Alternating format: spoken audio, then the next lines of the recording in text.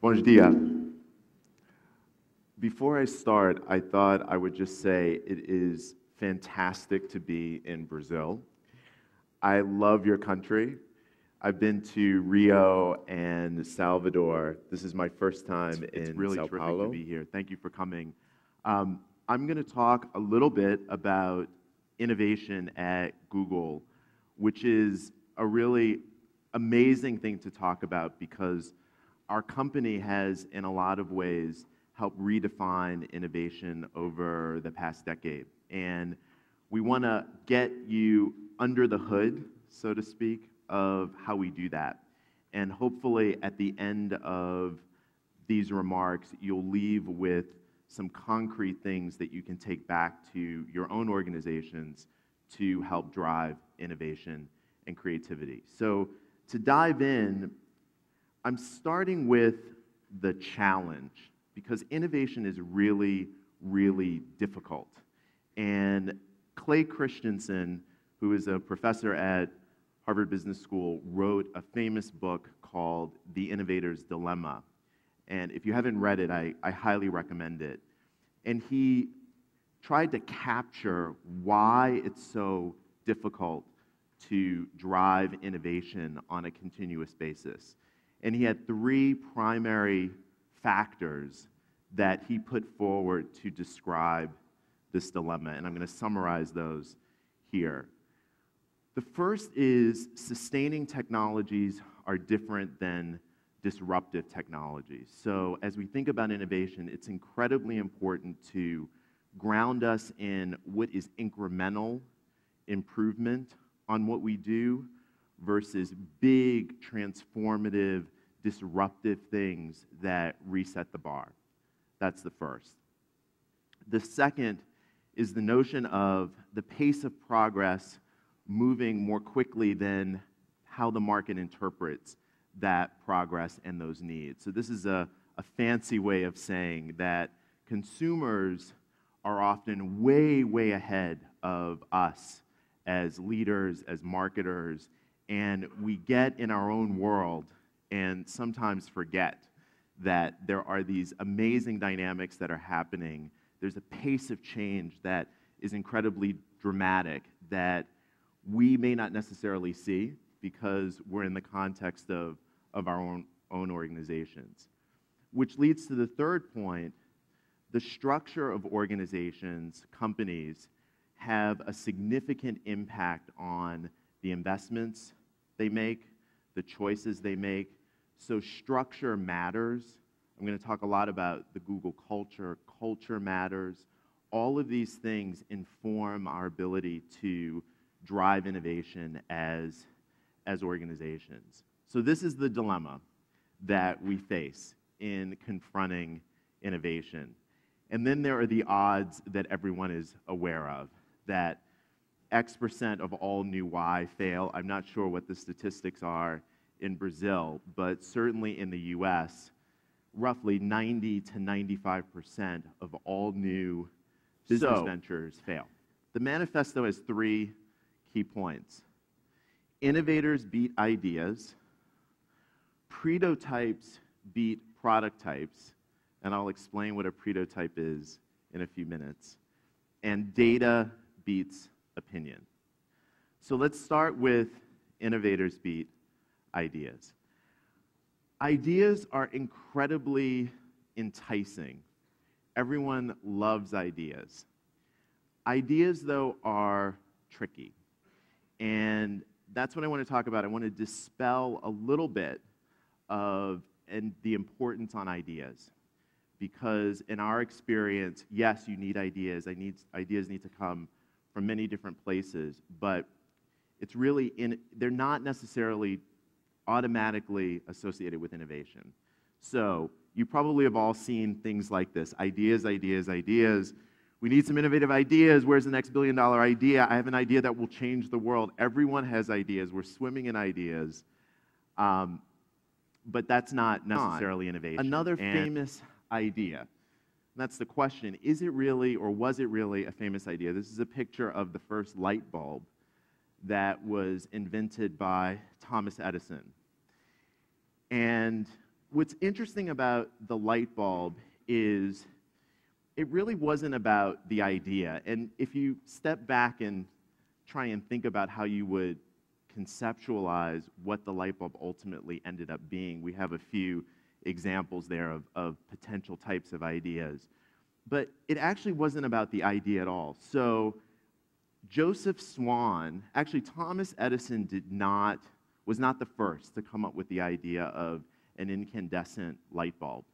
In fact, the first patent filed for this idea was by a man named Joseph Swan in the UK. And that idea was patented in 1850. Thomas Edison founded his company in 1878. So literally 28 years later. And during that entire period of time, people were working on this concept and this idea. When Thomas Edison founded his company in 1878, it took him another 2 years before he actually produced the first working light bulb. And that required roughly testing 3,000 different theories about how you can make this work. It also involved thousands and thousands of tests on materials. So the filament inside of a light bulb is incredibly sensitive, and it took a long, long time to figure out what material would work. So the point here is that ideas are important. They're the spark, they're the inspiration, but they don't equate to innovation. Innovation is really about that 99% that's reflected in the picture of the hard, hard work. Thomas Edison toiling day in and day out in his basement trying to figure this out. That's really what innovation is. And the big point that we want to do is to shatter this obsession with ideas and focus on innovation. And the point is, if you want innovation, don't actually look for ideas like light bulbs. You really want to look for innovators. You want to look for the Thomas Edisons of the world. And strategically at Google, that's what we focus on. We hire people and we cultivate talent that has an accumulated experience base and evidence of bringing to market innovative ideas, and people who are going to invest in that 99% to take ideas to fruition. And that's an incredibly important. And so we have this notion of building the right it versus building it right. A lot of organizations focus on the building and building it right and getting it perfect, and not being confident that they have the right it.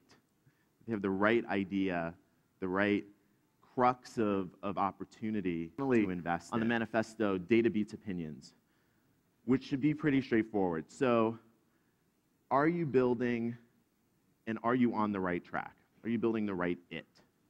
And there are different levels of credibility, right? So we talked about the idea, which is low. We all know the web van versus Twitter, the false positive versus false negative. If you have the prototype, that gives you a little bit more confidence that what you're building is realistic. The best way to drive credibility around an idea and to make sure that you're building the right it is usage data. So our engineers and at Google, we have this notion of a hit or a flop, and that's connected to the prototype. And a flop is a failure in launch operations or premise. And the way that you figure out a hit versus a flop is to take that prototype and get some very quick information to understand how successful it's likely to be. So you run experiments. We run experiments all the time. So we invite people to use the new thing, the new it. We then monitor how many people try it. And then, importantly, we monitor how many people continue to use the it over a period of weeks. 1 week, 2 weeks, 3 weeks.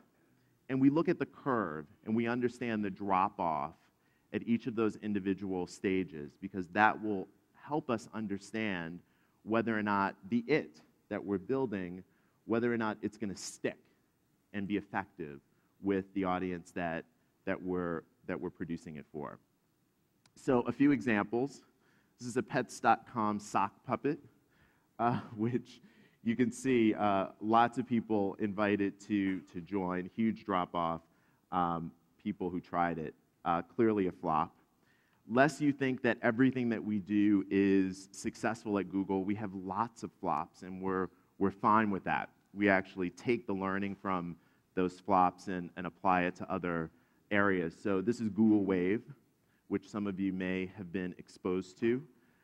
Google Wave, we were incredibly excited about Google Wave. We introduced it, lots of people tried it clearly, but what we found was that very few people continued to use it. It did not have the uptake or the stickiness to make it a hit. And so we moved away from Wave, and again, took that learning and are applying that to different areas. So lots of reasons to believe, a tremendous amount of innovation and inspiration that actually drives us on a daily basis. What I thought I'd finish up with is hopefully a few learnings or ideas that you might take back to your own organizations based on this framework. And I thought what I'd do is start with the marketers to bring this home a bit, because it's very easy to stand up and talk about all these great things that we're doing at Google. What should you do tomorrow, or how can you put into practice some of those learnings? So for marketers, and thinking about the manifesto, one idea is to really rethink the way you go to market and how you develop products, that product development cycle. Because the world is very different and things are moving so quickly. So this notion of prototyping is an interesting one to bring to your own product development efforts. Replacing yearly planning with real-time playbooks. So marketers are famous for building these long-term marketing plans that extend over a year. And of course, this is important to do. We all have our promotional drive times, the results that we have to deliver on a quarterly basis.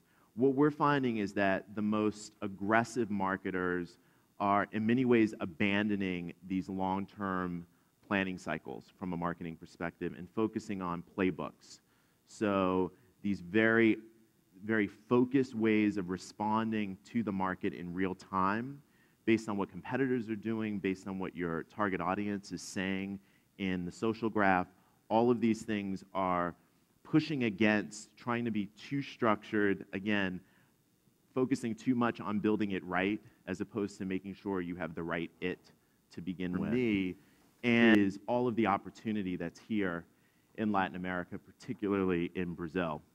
I think that your region and your country specifically, you have all of the fundamentals to help redefine the way we think about marketing and the connection that consumers have with technology, because you're huge, you're at scale, there's tons of creativity here, but you have the advantage of being able to take the learnings from other markets like the US, like Europe, and iterate on those learnings and actually come out ahead.